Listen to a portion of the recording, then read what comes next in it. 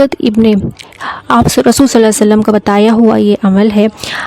نماز ہے۔ حضرت ابن عباس رضی اللہ عنہ سے روایت ہے کہ رسول صلی اللہ علیہ وسلم حضرت عباس رضی اللہ عنہ سے فرمایا، عباس میرے چچا، کیا میں آپ کو ایک عطیہ نہ کروں، کیا ایک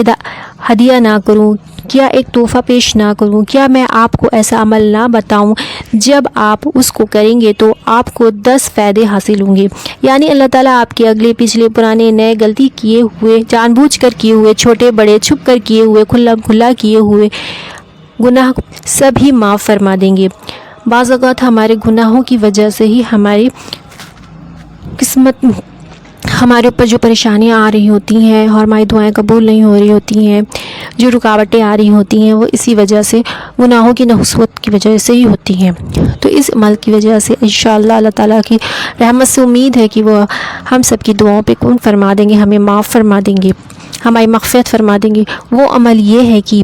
آپ کو 4 رکعت صلاۃ التسبیح پڑھنا ہے، اور اس کا طریقہ یہ ہے کہ ہر رکعت میں سورہ فاتحہ اور دوسری کوئی سورہ پڑھیں۔ جب آپ پہلی رکعت کی میں قرأت سے فارغ ہو جائیں تو قیام ہی کی حالت میں رکوع سے پہلے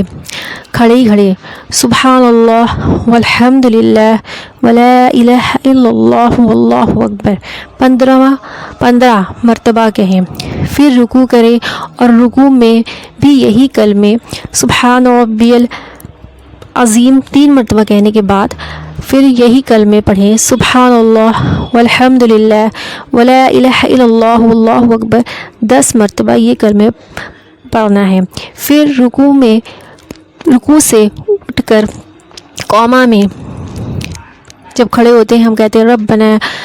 وسمع اللہ لمن حمد ربنا ولک الحمد کہیں، اور اس کے بعد یہی کلمے 10 مرتبہ کہیں، سبحان اللہ والحمد للہ ولا الہ الا اللہ واللہ اکبر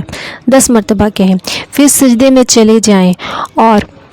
اس میں بھی یہی کلمے سبحان ربی اعلیٰ کہنے کے بعد 3 مرتبہ پھر یہی کلمے کہیں، سبحان اللہ والحمد للہ ولا الہ الا اللہ واللہ اکبر 10 مرتبہ کہیں۔ پھر سجدے سے سر اٹھائیں، جلسہ میں جب ہم بیٹھتے ہیں یعنی کلمہ، پھر یہی کلمے کو 10 مرتبہ پڑھیں۔ پھر دوسرے سجدے میں بھی یہی کلمے پڑھنے ہیں 10 مرتبہ، سبحان ربی الاعلیٰ 3 مرتبہ کہنے کے بعد۔ پھر دوسرے سجدے سے کے بعد میں بھی کھڑے ہونے سے پہلے بیٹھے یہی کلمے 10 مرتبہ کہیں۔ چاروں رکعتوں میں اسی طرح سے آپ کو پڑھنا ہے۔ جب آپ دوسری رکعت پڑھیں گی تو دوسری رکعت میں جب سجدہ کر کے اٹھیں گی تو التحیات سے پہلے بھی آپ کو 10 مرتبہ یہی کلمے پڑھنے ہیں، پھر التحیات پڑھنا ہے، پھر اس کے بعد کھڑے ہونا ہے تیسری رکعت کے لیے، اور پھر اسی طرح سے پوری نماز آپ کو کمپلیٹ کرنی ہے۔ پھر جب آپ کی نماز کمپلیٹ ہو جائے تو اس کے بعد آپ کو 11 مرتبہ درود ابراہیم پڑھنا ہے۔ پھر اس کے بعد آپ سبحان اللہ و بحمدہ کی ایک تسبیح پڑھنا ہے، کیونکہ یہ تسبیح اللہ سبحانہ و تعالیٰ کو ایک پہاڑ کے برابر بھی صدقہ کرنے سے زیادہ یہ محبوب ہے۔ تو آپ کو سبحان اللہ و بحمدہ کی ایک تسبیح کرنی ہے۔ اس کے بعد آپ کو پھر 11 مرتبہ درود ابراہیم پڑھنا ہے۔ پھر آپ کو سجدے میں جا کر کے 3 مرتبہ یا ارحم الراحمین کہنا ہے، پھر 3 مرتبہ یا ذو الجلال والاکرام کہنا ہے۔ پھر اس کے بعد آپ کو کہنا ہے یا اللہ آپ نے مجھے